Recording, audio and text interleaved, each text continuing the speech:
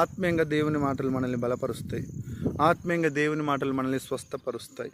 ఆత్మీయంగా దేవుని మాటల్ని మనల్ని దేవునికి సమీపంగా చేస్తాయి. అంతేకాకుండా పాపం నుంచి విడిపించి అదే వాక్యం మనల్ని పరిశుద్ధపరుస్తుంది అని మనం గ్రహించాలి. కనుక అదే మాటను మనము విశ్వాసంతో మన జీవితానికి అన్వయించుకుంటే అనేకమైన విషయాలు మనం తెలుసుకుంటాము. అనేక విషయాలు దేవునికి సమీపంగా జీవించడానికి అవకాశం మనం పొందుకుంటాం. కనుక ఈరోజు మరొక శ్రేష్టమైన వాగ్దానం దేవుడు పంచిపెట్టాడు. పరిశుద్ధ గ్రంథాలు తెరుద్దాం. 34వ సంకీర్తన 5వ వచనము. Please turn your Bibles. 34th Psalm 5th verse చూద్దాం. నీ మార్గము యెహోవాకు అప్పగించుము, నీవు ఆయనను నమ్ముకొనుము, నీ కార్యము నెరవేర్చును. మరొకసారి 34వ సంకీర్తన 5వ వచనము. నీ మార్గము యెహోవాకు అప్పగింపుము, నీవు ఆయనను నమ్ముకొనుము, నీ కార్యము నెరవేర్చబడుతుంది. ఎప్పుడు నీ జీవితంలో నీవు అనుకున్న కార్యము కావచ్చు, నీవు అనుకున్న పని కావచ్చు, సక్సెస్ నువ్వు పొందుకోవాలా?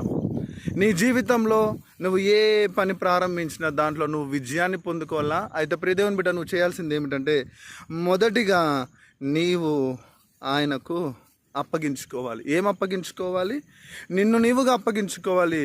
నీవు చేసే ప్రార్థన అప్పగించబడాలి. నీకు నీవుగా దేవుని మీద ఆధారపడి నీ సమస్తాన్ని ఆయనకు అప్పగించుకొని ఆ తర్వాత లైన్లో ఉంటుంది, నీవు ఆయనను నమ్ముకోవాలి. నమ్ముకుంటే కానీ, ఆయనకు అప్పగించుకుంటే కానీ ఆ తర్వాత చెప్పబడింది నీ కార్యము నెరవేర్చబడుతుంది. అది ప్రార్థన కావచ్చు. అదే ప్రార్థనను నువ్వు దేవునికి అప్పగించుకోవాలి. అంతేకాకుండా ఆయన మీద నమ్మకం ఉంచాలి. అప్పుడు ఆయన దాన్ని నెరవేరుస్తాడు. కానీ ప్రార్థన చేస్తున్నావు కానీ బాగానే ఉంది, ఆయనకు అప్పగించట్లేదు. ప్రార్థన చేస్తున్నావు కానీ ఆయన నమ్మట్లేదు. ప్రార్థన చేస్తున్నావు కానీ ఆయన మీద నువ్వు దృష్టి నిలపకుండా నీ స్వశక్తి మీద, నీ స్వబలం మీద నువ్వు ఆధారపడుతున్నావు. కాబట్టి నువ్వు ఏ పని తలపెట్టినా విజయము నీ సొంతం కావట్లేదు. నువ్వు అనుకున్న పని విజయము సాధించబడట్లేదు అంటే that's the reason you are not giving your problem to God. Only నీవు నీ ప్రాబ్లంని నీ దగ్గర పెట్టుకుంటున్నావు. నీవు అనుకున్నది సమస్తాన్ని నీ చేతుల్లోనే పెట్టుకొని నీ బలాన్ని, నీ యొక్క శక్తిని నువ్వు ఆధారం చేసుకొని నీకు నీవుగా ముందుకు వెళ్తున్నావు. కానీ నీవు చేసిన ఏ పనైనా దేవుడికి అప్పగించట్లేదు.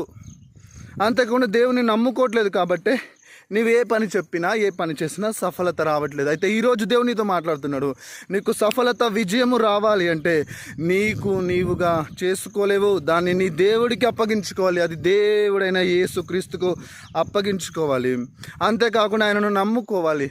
అప్పుడు ఆయన చేసే ఏ పనైనా నీకు విజయాన్ని, సక్సెస్ని ఇస్తాడు. కనుక ఈరోజు నుంచి సక్సెస్ పొందాలనుకుంటే మొదటిగా నువ్వేం చేయాలి? నీ యొక్క సమస్యను కావచ్చు, నీ యొక్క ఏదైతే అవసరం